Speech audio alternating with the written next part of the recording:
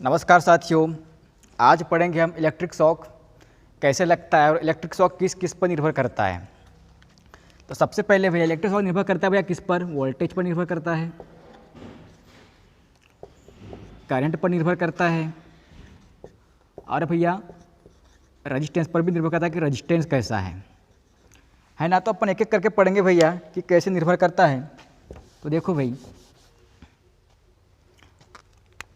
Voltage का मान 90 volt से अधिक है तो व्यक्ति को दर्दनाक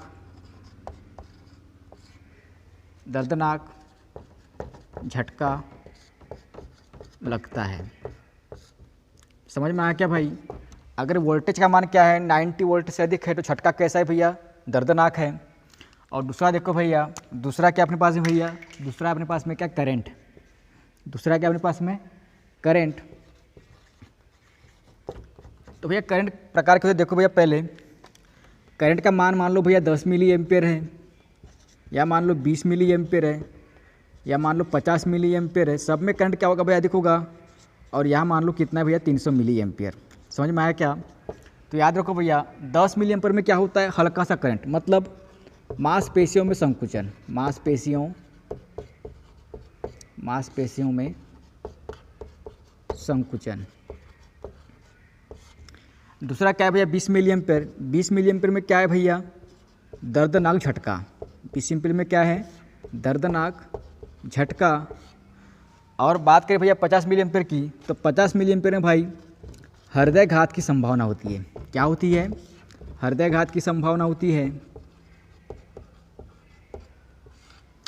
और भैया अगर 300 मिली एम्पियर से ऊपर है या 300 मिली एम्पियर है तो क्या है भैया? फिर निश्चित मौत है। क्या है? फिर निश्चित मौत है। समझ में आया क्या? अगर वोल्टेज का मान 90 से अधिक है तो क्या है? झटका दर्दनाक है। करंट का मान 10 मिली एम्पियर में क्या है? हल्का झटका महसूस हो रहा है। 20 मिली एम्पियर में क्या है? दर्दनाक झटका है। 50 में क्या है? हृदयघात की संभावना है। और 300 मिली एम्पियर में क्या है? निश्चित मौत है। अब देखो भैया, रेजिस्टेंस पर भी निर्भर करता है करंट, क्योंकि अगर करंट का मान रेजिस्टेंस कम होगा तो करंट क्या होगा? ज़्यादा होगा। तो अपन देख लेते हैं रेजिस्टेंस की स्थिति में कितना प्रभाव पड़ेगा, कि रेजिस्टेंस कैसा होता है शरीर के हिसाब से, है ना। मान लो भैया पहले अपने पास में क्या है भाई? शुष्क त्वचा।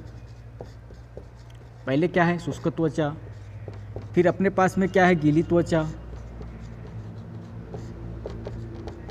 फिर क्या है? हमारे भीतरी शरीर का रेजिस्टेंस क्या होता है? भीतरी शरीर का रेजिस्टेंस।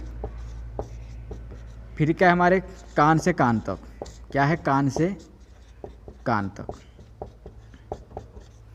देखो भैया, शुष्क त्वचा का भैया रेजिस्टेंस बहुत हाई होता है। क्या होता है? बहुत ज़्यादा हाई होता है। तो हम बोल सकते हैं 1 लाख से 6 लाख ओम तक के होता है। कितना होता है भैया? 6 लाख ओम तक होता है। और गीली त्वचा का क्या होता है भैया? गीली त्वचा का रेजिस्टेंस क्या होता है? घट जाता है। तो ये होता है भैया कितना? 1000 ओम, या इसी को अपन बोल सकते हैं क्या? 1 किलो ओम। इसी को क्या बोल रहे थे अपन? 1 किलो ओम। और हमारे शरीर के अंदर का रेजिस्टेंस होता है भैया कितना? लगभग 400 से 600 ओम। कितना होता है? 400 से 600 ओम। और कान से कान तक होता है भैया कितना? 100 ओम। तो भैया इलेक्ट्रिक शॉक किस पर निर्भर करता है? करंट पर करता है, वोल्टेज पर करता है और रेजिस्टेंस पर करता है। अब देखो भैया, आपको देख लेते हैं भैया, जैसे कि गोल्डन हावर किसे कहते हैं। तो देखो भाई, गोल्डन हावर्स प्रारंभ के 30 मिनट को गोल्डन हावर्स कहा जाता है। समझ में आया क्या भैया? प्रारंभ के 30 मिनट को क्या कहते हैं? Golden hours. क्योंकि जो प्रारंभ के 30 मिनट होते हैं इसी में क्या रहता है भैया? खतरा अधिक रहता है। तो प्रारंभ के 30 मिनट को क्या कहते हैं अपन? गोल्डन हावर। तो भाई क्लास अच्छी लगे तो भैया क्लास को लाइक करो यार, शेयर करो, सब्सक्राइब करो भाई। धन्यवाद।